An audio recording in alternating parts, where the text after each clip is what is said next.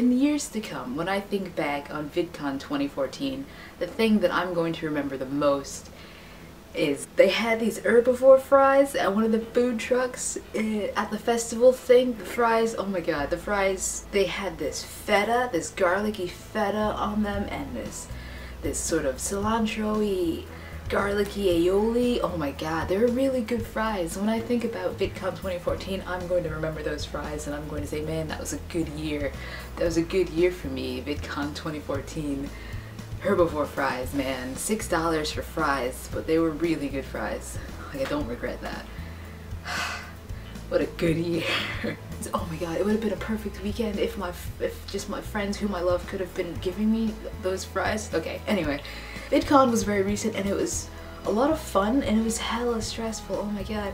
I was on a panel about diversity. You may know I talked about it for what feels like 7 months. Actually no, it was approximately a year. For approximately a year I was talking about this one thing, and now that thing has happened, so I'm like,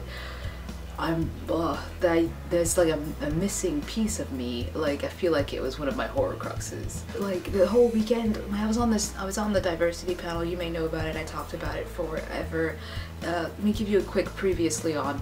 Last year I went to VidCon, noticed that representation of people of color was a little bit low, not just in general attendance of the conference, but also in regard to the people on the panel. So I was like, hey, that would be better if there were more people of color on it, so I made a video about it, and then I posted the video on Tumblr. John Green reblogged the thing, and lots of y'all sent emails to the people at VidCon, and they made a panel that happened, and I was on the panel, and that's what you missed previously on my life. I've gone to all these VidCons except for that one VidCon where I went to LeakyCon instead, because, you know, priorities.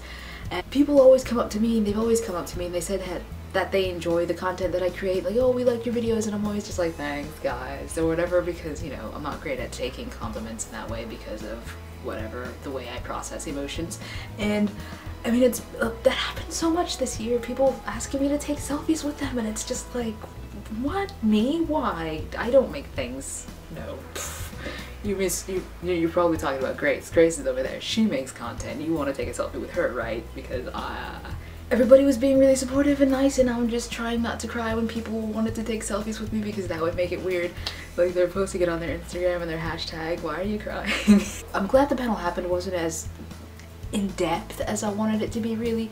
I'm hoping that it'll be more of a springboard, so next year there'll be another panel, but it will be inhabited or populated by people who talk about race representation or talk about race at all in that sort of way.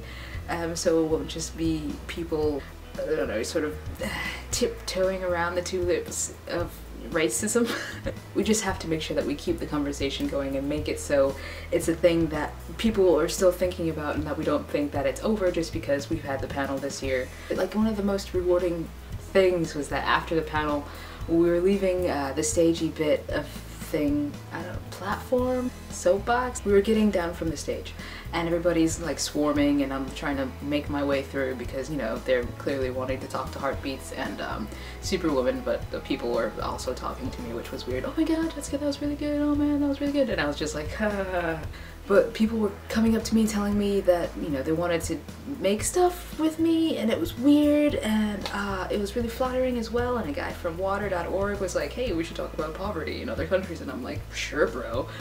And people are like giving me their cards and stuff, and I'm just like, okay, this is overwhelming. But then this older black lady came up and she was like, oh, you did really well and good job. And I was just like, oh, thanks ma'am, you remind me of my grandma, so I appreciate your approval.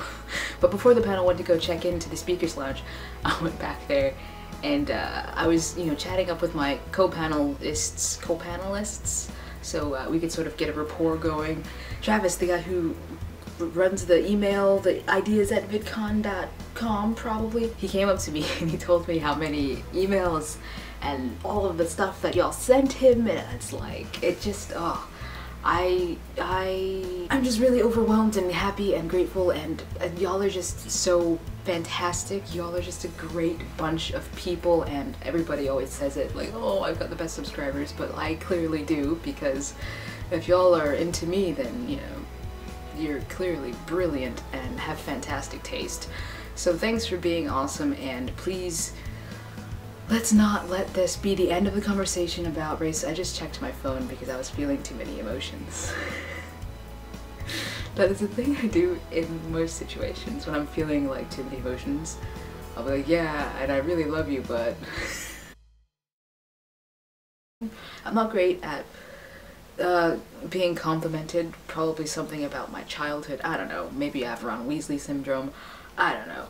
But what I do have Ron Weasley syndrome. Oh my god. My older siblings? Yeah. Anyway.